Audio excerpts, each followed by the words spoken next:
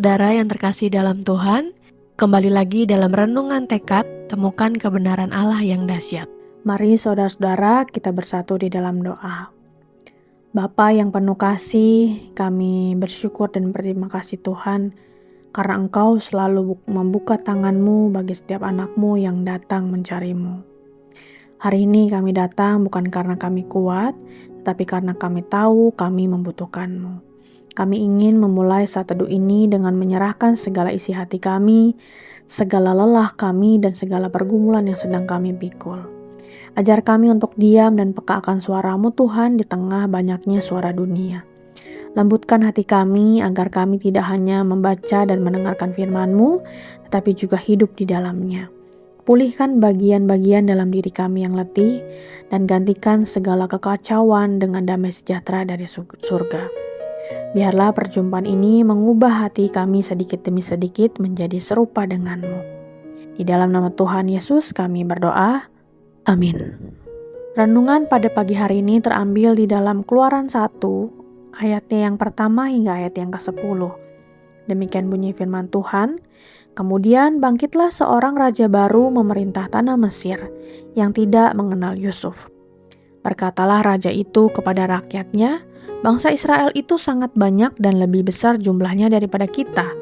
Marilah kita bertindak dengan bijaksana terhadap mereka, supaya mereka jangan bertambah banyak lagi, dan jika terjadi peperangan, jangan bersekutu nanti dengan musuh kita dan memerangi kita, lalu pergi dari negeri ini. Saudara yang dikasihi Tuhan, Anda sudah berbuat baik. Anda sudah berusaha menjadi orang baik. Tetapi bagaimanapun ada orang-orang yang kemudian memiliki persepsi buruk terhadap Anda, merasa insecure, bahkan akhirnya Anda dijahati.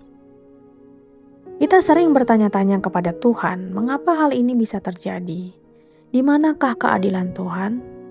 Demikian pula mungkin yang dirasakan bangsa Israel ketika muncul seorang raja baru Mesir yang tidak mengenal Yusuf, sehingga dia merasa terancam dan bahkan dengan keji menekan dan membunuh bangsa Israel. Benarlah kata pepatah di Indonesia, tak kenal maka tak sayang. Tapi apakah benar begitu? Kadang di dunia yang berdosa ini yang terjadi justru makin kenal, makin gak sayang. Juga bisa terjadi bukan? Disalah mengerti, ditekan oleh orang-orang yang posisinya memang dapat membuat kita menderita, ternyata bagian dari hidup di dunia yang berdosa. Tak terkecuali bangsa Israel yang adalah bangsa pilihan Tuhan. Tetapi Tuhan selalu punya tujuan yang bermakna ketika Ia mengizinkan sesuatu terjadi. Tuhan sudah menyiapkan Musa, hambanya sang pembebas Israel dari Mesir, yang ketika ia lahir sebagai bayi, yang nyaris dibunuh seakan tidak berdaya. Tidak ada satupun orang Israel di Mesir saat itu yang dapat menebak-nebak bagaimana cara Tuhan dapat menyelamatkan mereka. Mesir saat itu juga merupakan bangsa besar yang mustahil bangsa Israel dapat membebaskan diri daripadanya.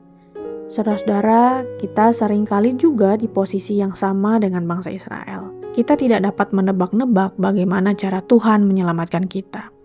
Otak rasanya kusut dan buntu ketika tidak ada jalan keluar. Akan tetapi di saat itu Tuhan sedang mempersiapkan banyak hal yang kelak akan kita saksikan sebagai pertolongannya. Tuhan mau kita percaya kita ini orang-orang pilihannya yang tidak akan ditinggalkannya, sebagaimana bangsa Israel di tanah Mesir. Mari kita tutup di dalam doa.